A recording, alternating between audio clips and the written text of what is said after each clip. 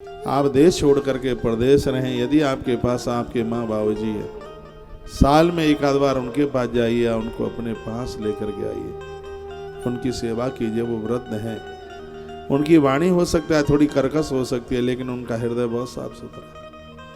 जिन बच्चों के बहुओं के ऊपर माता पिता सास ससुर का आशीर्वाद होता है, वो बच्चे तो द्वितीया के चंद्रमा की तरह फलते और फूलते हैं।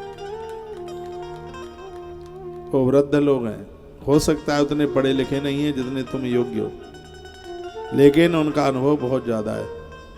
उनको दुखाना मत। वो कहीं भी दुनिया में कितने भी दूर रहते हैं, कहीं रहते हैं, या तो उन्हें अपने पास में बुलाइए या साल में कुछ दिनों आप उनके पास में जाइए।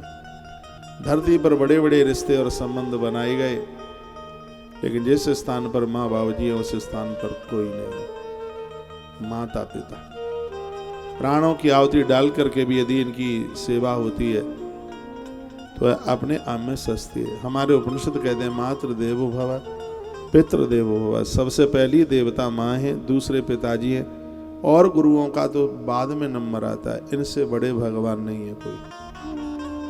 आप मेरी व्यासपीठ के परम भगत हैं, तो मैं आपको बहुत आग्रह पूर्वक निवेदन करूंगा, हमारी कथा की सबसे बड़ी दक्षिणा यही है, अपने माँ बाबूजी के सामने मुस्कुराना सीख लीजिए, उनके पास में बैठना सीख लीजिए।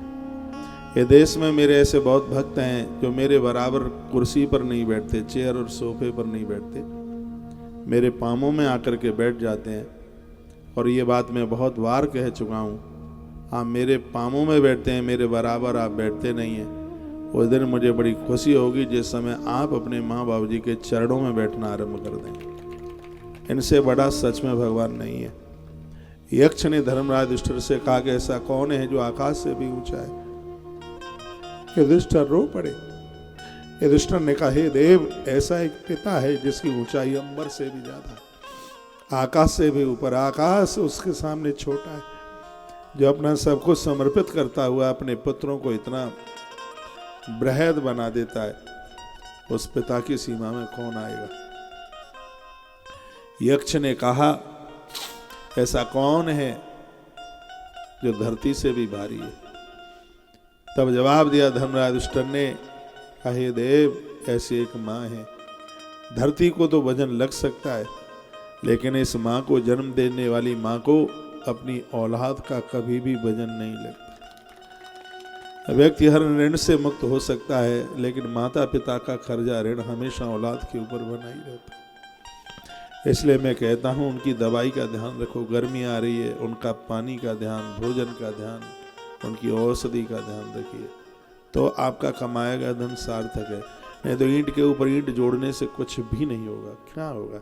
आदमी को 6 फुट जगह चाहिए, चाहे जहाँ अपना गुजारा कर लेगा। जिनको मकान नहीं होता तो क्या वो अपना जीवन नहीं जी पाते? खूब जी लेते हैं। आपने अपने जीवन में पैसा कमाया, बड़ी मेहनत करी, दिन रात आपने कर दिया, और यदि माता पिता के लिए जगह नहीं मिली, उनके लिए स्थान नहीं मिला, हृदय में उनके प्रति वेदना और पीड़ा ना हो, तो यह जीवन तो निरर्थक है, बेकार है। हम जैसे लोगों के पाम छू छू करके आप चमड़ा निकाल लेना। यदि माता पिता का आदर नहीं किया, उनके चरणों में समर्पित नहीं हुए, तो किसी भी बाबा जी का कोई आशीर्वाद नहीं लगता। हमने पढ़ा है, सुना है, अनुभव में लिया है कि गंगा पाप काटती है, लेकिन 10-5 हज़ार रुपया खर्च करके कोई भी गंगा जी चला जाएगा, डुबकी लगा लेगा, मछली तो उसी में ही रहती है। भैया, उस तो विमान में बैठ के चली गई होती ऊपर। गंगा पाप उसके ही काटती है, उसी के गंगा पाप काटती है जिसने अपने माता पिता की सेवा की।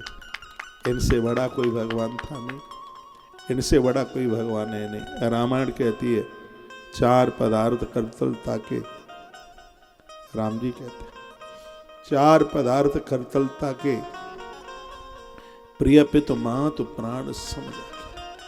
चारों पुरुषार्थ उनकी हाथ की हथेली के ऊपर नृत्य करते हैं, जो अपने माता पिता को अपने प्राणों से बढ़कर के मानते हैं।